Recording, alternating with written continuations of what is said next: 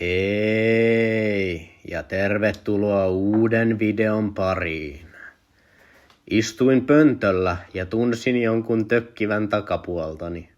Siitä hoksasin, että on aika selvittää, onko ihmisiä kuollut skibidi-toilettiin.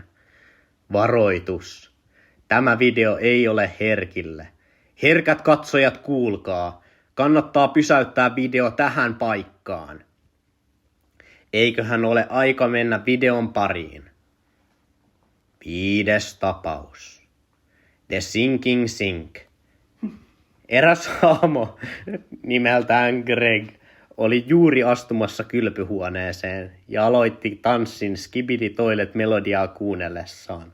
Mutta juuri silloin lavuaari, joka oli väärin asennettu, romahti alas ja vei Gregin mukaansa. Hän yritti pelastautua, mutta veden täyttämä lavuaari alkoi kiertää, kun se veti hänet nopeasti viemäriin.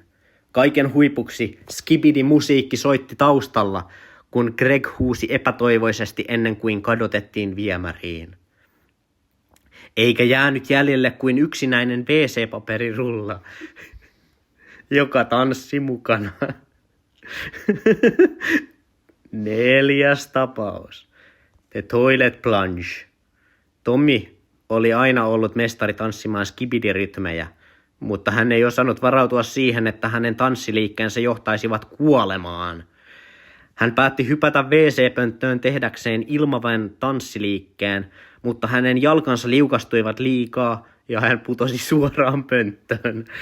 Ei kuitenkaan pelkkä putoaminen ollut kohtalokasta, vaan hänen takapuolensa jäi jumiin pönttöön ja huuhteluvedet alkoivat kiertää yhä nopeammin. Skibidi-soitto soi yhä taustalla, mutta ei voinut estää häntä vetämästään viemäriin. 3. tapaus. The Reverse Dance Disaster. Jari oli kokeillut skibidi-danssia WC:ssä niin innokkaasti, että hän ei huomannut viemärin kannen olevan auki. Hän tanssi ympäri huonetta, mutta kun hän näki nopean käännöksen ja astui taaksepäin, hän ei nähnyt avointa viemäriä ja astui suoraan sen reunalle. Jari syöksyi syvälle putkistoon, mutta hänen viimeiset sanansa jäivät vain kaikumaan, sillä skibidi-musiikki jatkoi soimista niin nopeasti, että hän ei ehtinyt edes huutaa apua. 2. tapaus.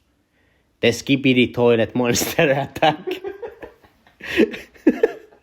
Kuvitellaan, että Skibidi Toilet ei ole vain video, vaan sen sisällä asuu hirviö. Eräänä päivänä Samuli päätti kokeilla uutta tanssiliikettä, jonka oli nähnyt internetissä. Hän astui WC:hen ja tanssi ympäriinsä, nauraen, kun yhtäkkiä pöntöstä nousi suuri, vihreä monsterimainen käsi, joka tarttui hänen jalkoihinsa. Samuli riamuitsi ensin, mutta hirviön otteet kävivät voimakkaammiksi ja hänet temmattiin viemäriin ennen kuin kukaan edes ehti huomata. Kaikki tapahtui skibidi-musiikin soidessa taustalla.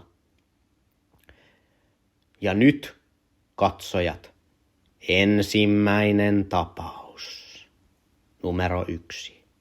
The Toilet Paper Trap. Elina ei ollut koskaan kuullut vanhaa sananlaskua. Liian paljon WC-paperia ei ole hyvä idea. Ja hän päätti kokeilla tanssia samalla, kun pyöritteli valtavia määriä WC-paperirullia. Yksi rulla lensi ilmaan ja osui suoraan pönttöön, josta se alkoi pyöriä ympäri. WC-paperi muodosti ansan, joka imaisee Elinan jaloista kiinni. Valtavat rullat pyörivät ympäri ja suistivat hänet alas viemäriin, jättäen jälkeensä vain harmaan paperituhkon.